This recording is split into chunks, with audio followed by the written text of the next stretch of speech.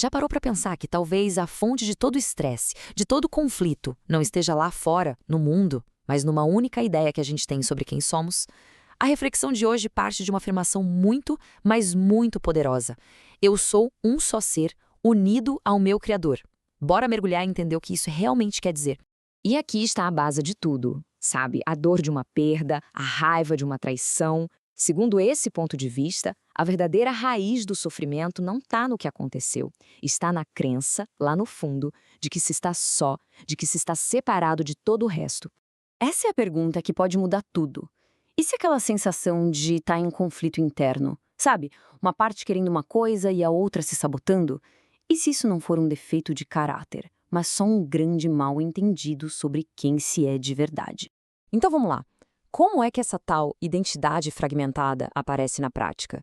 E por que ela seria, de fato, a raiz do nosso sofrimento? É muito importante entender que isso aqui não é só um pensamento positivo, tipo, pense feliz. É mais profundo. É como descobrir que o mapa que se usou a vida inteira para se guiar estava, na verdade, de cabeça para baixo. É uma correção fundamental na percepção da própria identidade. Ok, mas de onde vem essa ilusão? Como ela é construída na nossa mente? O material que a gente analisa hoje aponta para um arquiteto dessa percepção de que estamos quebrados, uma parte da mente que ele chama de ego. E aqui a gente vê o conflito central bem desenhado. De um lado tem a voz do ego, aquela narradora interna que não cansa de apontar falhas, fraquezas, culpas. Do outro lado tem a verdade silenciosa da nossa inteireza. É nesse cabo de guerra entre acreditar na primeira voz e esquecer da segunda que o sofrimento ganha força. E essa tensão toda não é algo abstrato, não. Ela se manifesta de formas bem concretas. Aquela indecisão que paralisa, o conflito interno que drena toda a energia, os padrões de autossabotagem que a gente repete sem entender o porquê e, claro, aquela culpa que parece não ter fim. Essa ideia de uma guerra civil interna é uma descrição perfeita. É por isso que muitas vezes a sensação é de exaustão. A energia toda vai embora nesses conflitos, nessas batalhas que, no fundo, são travadas contra si mesmo. E aqui vem a grande virada de chave. Toda essa guerra, todo esse conflito, não é a nossa verdadeira identidade. É só um erro de percepção.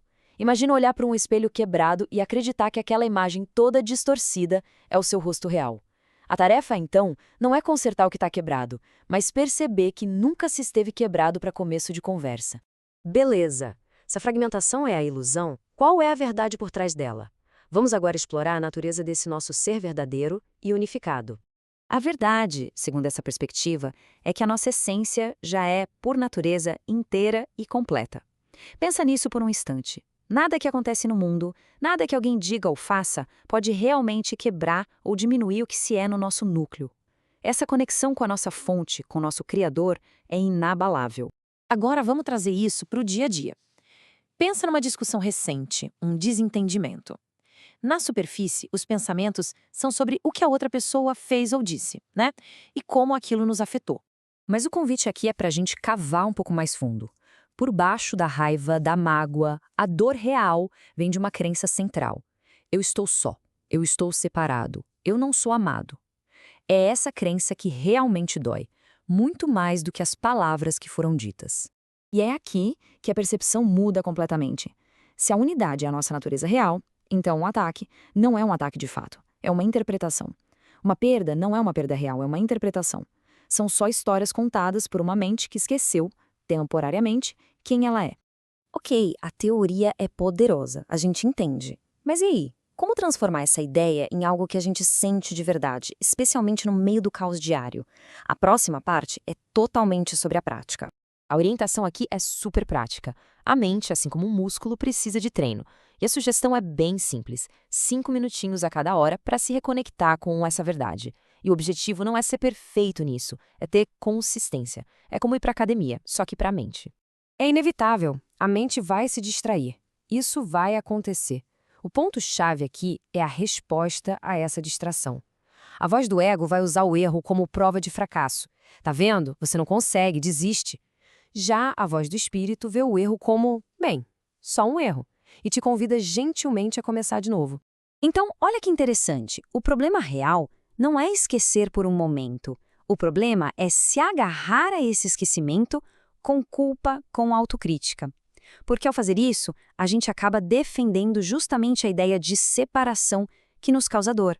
E a prática nos convida a deixar a análise mental um pouco de lado. A ideia é repetir essas palavras, devagar, e apenas permitir que o sentimento por trás delas venha à tona. Não é sobre entender com a cabeça, mas sobre sentir essa verdade no coração.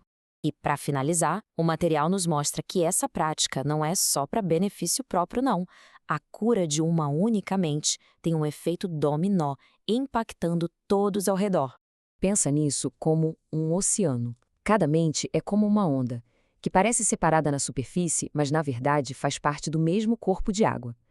Toda vez que uma pessoa se lembra da sua verdadeira natureza, ela está enviando uma ondinha de cura por todo o oceano. A cura pessoal é, na essência, uma cura coletiva. Portanto, a lição central aqui não é sobre consertar algo que está quebrado ou construir algo novo. É simplesmente um processo de tirar as pedras da crença equivocada do caminho para revelar a totalidade que sempre esteve ali, intacta, por baixo de tudo. A luta para se consertar parte da premissa errada de que se está em pedaços. A verdadeira jornada é muito mais simples. É apenas lembrar a identidade que foi temporariamente esquecida.